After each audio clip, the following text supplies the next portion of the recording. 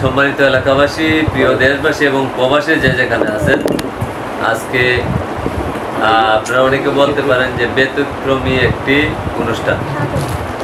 আমি এই অনুষ্ঠান লাইভে প্রচার করার অর্থ হচ্ছে যে আমরা যদি বেবিচার, পাপ, অনাচার এগুলোর থেকে যদি মুক্ত থাকতে চাই, আমরা যদি সঠিক পথে থাকতে চাই, গুনার কাছ থেকে বাঁচতে চাই, তাহলে আমাদের উচিত এইরকম আয়োজন করা। যারা এই যে আপনার ডিজে, গান, বাজনা এগুলা করেন, এগুলা কিন্তু খুব ক্ষতিকারক। আমাদের সমাজের সব দিকে নষ্ট হয়, সামাজিকতা নষ্ট হয়, আন্তরিকতা নষ্ট হয়, লাজ শরম নষ্ট হয়। আপনি দেখেন, একটি গান যদি চলে, সেই গানটা পরিবারের সবাই শুনে, ছোটো থেকে একবারে বয়স্ক লোক পর্যন্ত শুনে। কি যে বেতাল অবস্থা! এগুলো আমাদের কিন্তু দিন দিন অবনতি হচ্ছে, আমাদের প্রতি আল্লাহর রহমত বরকত উঠে যাচ্ছে। আমরা যদি এরকম ভালো কাজ করতে পারি, রাসূল এবং আল্লাহ উভয়ই খুশি হবেন। আমি চাই অনেকে অনেকভাবে কমেন্ট করতে পারেন। বিবেক হচ্ছে সর্বোচ্চ আদালত, যার যতটুকু বিবেক আছে সেই বিবেক দিয়ে কথা বলবেন এবং কাউকে ছোট করে দেখার কোনো সুযোগ নেই। আপনারা অনেকেই দোয়া চেয়েছেন, অনেকেই সুন্দর আলোচনা হয়েছে, কমেন্ট করছেন, আলহামদুলিল্লাহ। প্রিয় নবী হযরত মুহাম্মদ সাল্লাল্লাহু আলাইহি সাল্লাম মদিনায়, আমরা তো আর যেতে পারি না। যাদের নসিব ভালো, ভাগ্য ভালো, যাইতে পারেন। আমার মতো যারা গুনাহগার, যারা অর্থ সম্পদ কম, তারা ইচ্ছা করলে যাইতে পারে না। দয়ালু যদি দয়া করেন, অবশ্যই যাইতে পারবো ইনশাল্লাহ। তো আমি আমার ছোটো ভাইয়ের অনুষ্ঠান আগামীকাল, বিয়ের অনুষ্ঠান, আমার আপনার 4 ভাইয়ের মধ্যে সবার ছোট্ট সে, আমি তার জন্য দোয়া চাই, আমার আব্বা আম্মার জন্য দোয়া চাই, আল্লাহ যেন নেক হায়াত দান করেন। এবং আমার তালুই আপনারা অনেকেই জানেন, আমাদের মজলিশপুর স্কুলের, প্রাইমারি স্কুলের সাবেক প্রধান শিক্ষক ছিলেন। গত কয়েকদিন আগে উনি দুনিয়ার মায়া ত্যাগ করে আল্লাহ তাকে চলে গেছেন। বিশেষ করে আমার তালুর জন্য দোয়া চাই।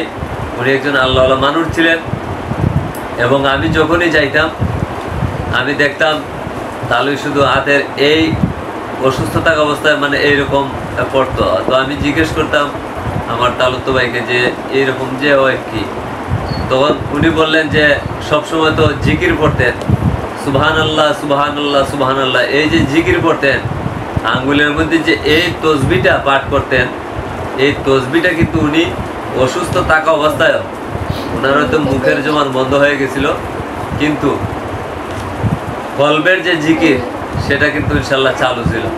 তো আলহামদুলিল্লাহ, এইরকম আমরা শিক্ষা যদি নিতে পারি আমাদের প্রত্যেক ঘরে ঘরে, যেমন গ্রামের একটা প্রথা ছিল, আছে এখন অনেক জায়গায়, যে বিয়ে বাড়ি অনুষ্ঠানও আপনার গান বাজনা, গীত গাওয়া, বিভিন্ন ধরনের সামাজিকতা আছে। কিন্তু এগুলা যদি আমরা বর্জন করতে পারি, ইনশাল্লাহ আমাদের জন্য অবশ্যই আল্লাহ রহমত, খাস রহমত বর্ষিত হবে।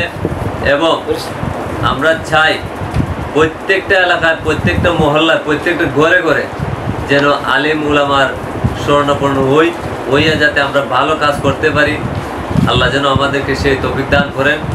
এবং আজকের এই অনুষ্ঠানটা, আমার বিশ্বাস আমাদের যারা অভিভাবক ছিলেন, পূর্ববর্তী যারা আমাদের মুরব্বীরা ছিলেন, আজকে দুনিয়াতে নাই, তারা কবর থেকে হলে অন্তত কিছু হাদিয়া পাবেন।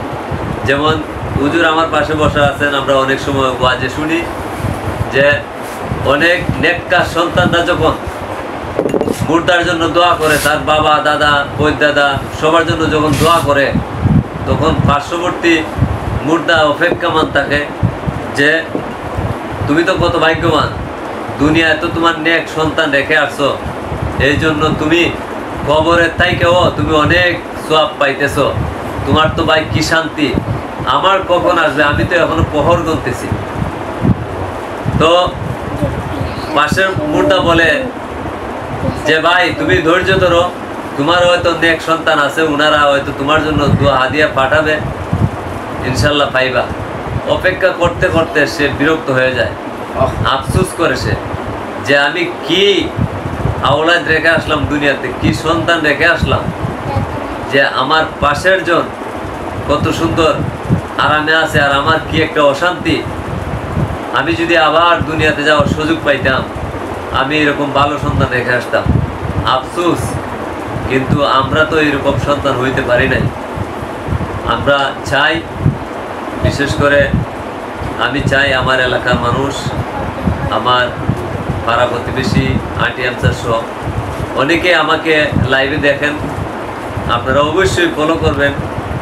আমি চাই প্রত্যেক সময় ভালো কাজে অংশগ্রহণ করতে, সামাজিকতা আছে। আমি দেখেন, আমি একটা জিনিস, আমি সকলের কাছে কর্মপ্রার্থী, সামাজিকতা করি, কিন্তু আমার ছোটো ভাইয়ের বিয়ে আমি সকলকে দাওয়াত দিতে পারি নাই।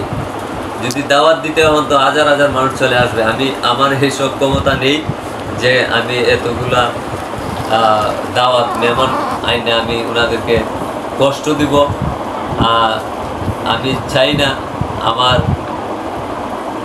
ব্যবহারে কেউ কষ্ট পাক, কিন্তু আপনারা দোয়া করবেন যাতে আল্লাহ তাআলা আমাদের এই অনুষ্ঠানটা, শুভ কাজটা, শুভ বিবাহটা আমরা যে আয়োজন করছি আল্লাহ যেন কবুল করেন, এবং মেয়ের পক্ষ যারা যে আয়োজন করছেন ওনারা যেন আলহামদুলিল্লাহ আল্লাহ তাআলা যেন ওনাদেরকে সেই তৌফিক দান করে, যাতে ওনাদের মেহমান যারা যাইবেন তাদেরকে যেন তারা খেদমত করতে পারেন।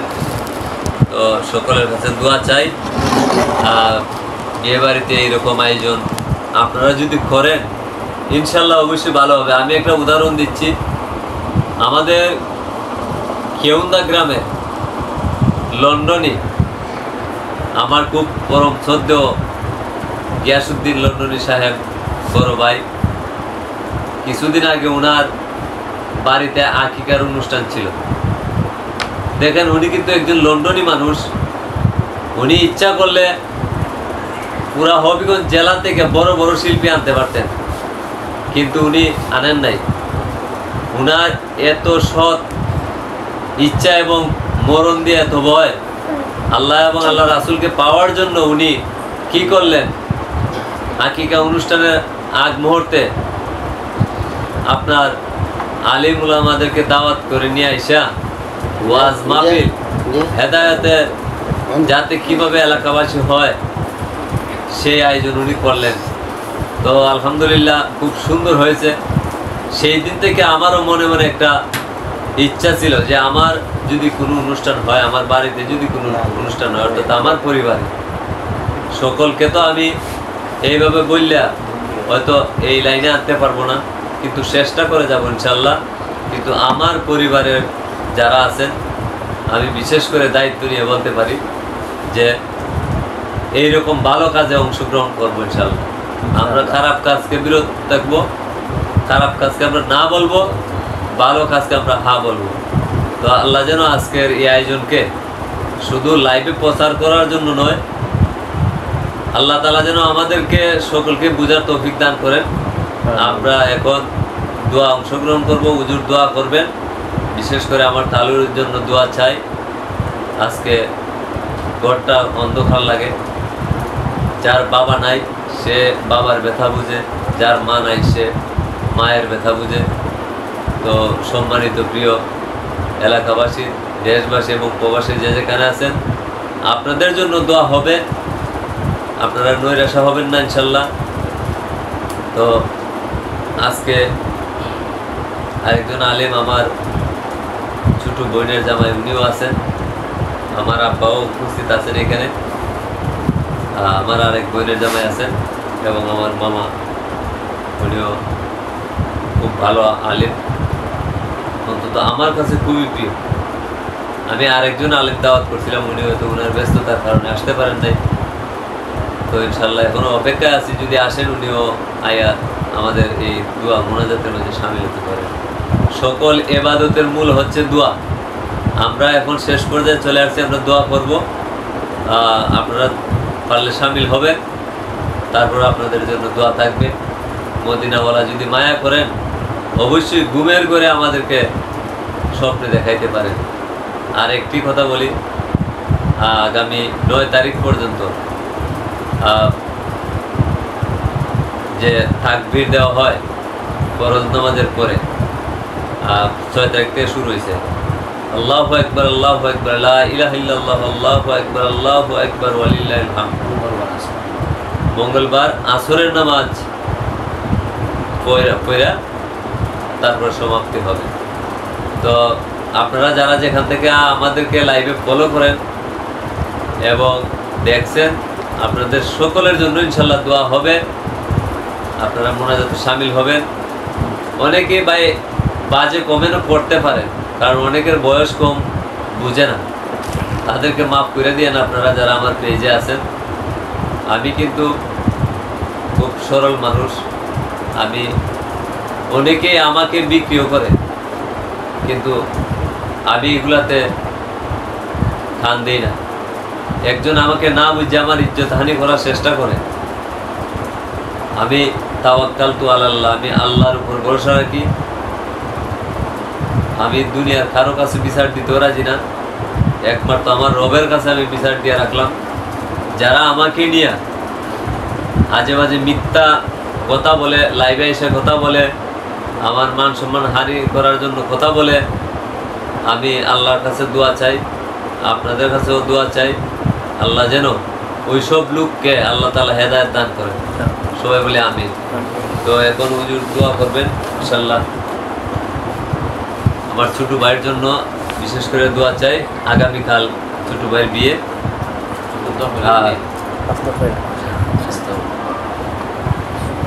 আমি হুজুরকে বলতে চাই, প্রবাসে যারা আছেন, যারা আমাকে ফলো করতেছেন, লাইভটি দেখতেছেন, সকলের জন্য, জিন্দা মুর্দা সবার জন্য দোয়া করবেন।